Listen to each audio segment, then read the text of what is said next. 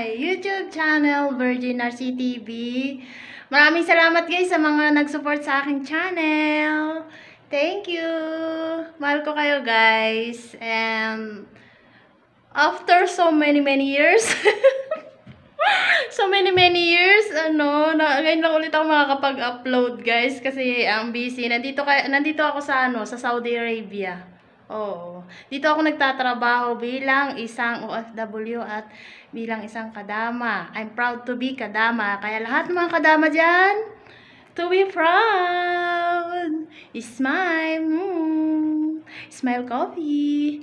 Ngayon guys, problema ba kayo sa sabihin na nating recover with old TikTok? Gay naranasan ko guys. Kasi, yung TikTok ko, ang tagal na. 1 taon na mahigit. Hindi ko mabuksan-buksan. Ginalikot ko ng kinalikot ang cellphone ko, guys.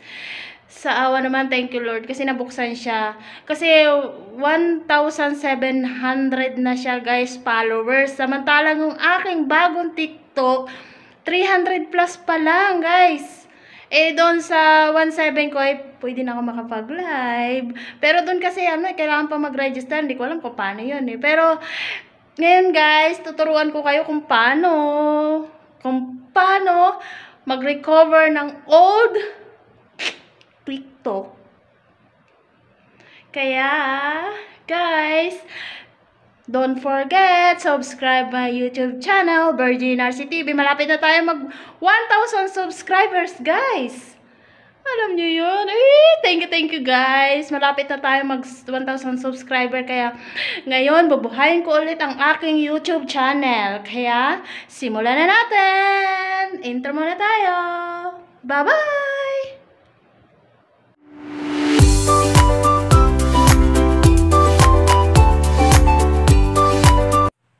Hello guys, nandito na tayo sa aking profile. Ayan, punta tayo sa TikTok account. Ayan, ito. Pinindot na natin ang TikTok natin. Hindi natin to makita guys. Ayan. Pumunta tayo sa my TikTok, tapos i-log out natin tong TikTok natin. Kasi nakalimutan na natin yung password, nakalimutan na natin ang ating Gmail. Ayan. I-log out lang natin to guys dito sa may meron dyan nababasa kayong Gmail, may nababasa kayong dyan phone number. Ayan guys. At inulit pa natin. Ayan. Nandyan na. Mayroon dyan nakikita kayong TikTok sign up. Kahit anong gagawin nyo dyan guys, pwede kayong i-login nyo lang siya sa phone or Gmail. Kung may Gmail kayo at phone, yan, i-log out nyo lang yan dyan. I-login pala, sorry. I-login. Tapos, pag login natin, guys, ayan na. Nabuksan na natin ang Virgin RC TV. Kasi, ang dami kong mga TikTok na ginagawa eh. Pero, lahat sila nabubuksan, guys. Kasi, nakakonect siya sa cellphone number. Ayan, cellphone number. Tapos, enter natin yung ating Gmail, and kung hindi naman makalimutan na natin yung Gmail natin, ayan, nakalimutan na natin, log out natin sa phone number natin.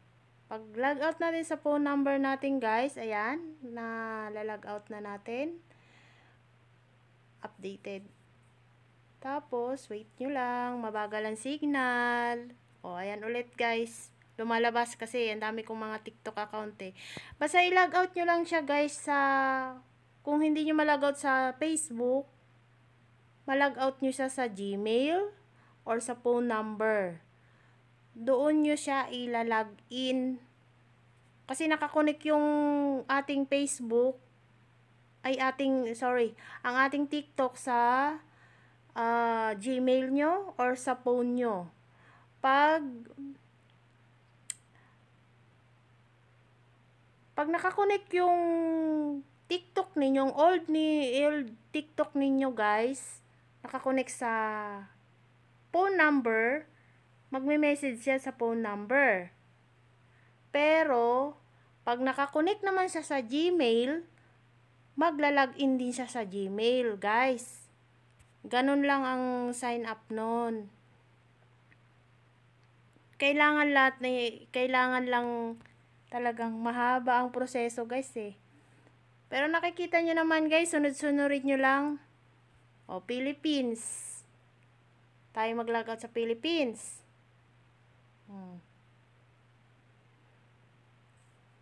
Ganyan lang, guys, sunod-sunod nyo lang. Kung ang TikTok ninyo, kung old ang TikTok ninyo, naka-login sa phone number ninyo,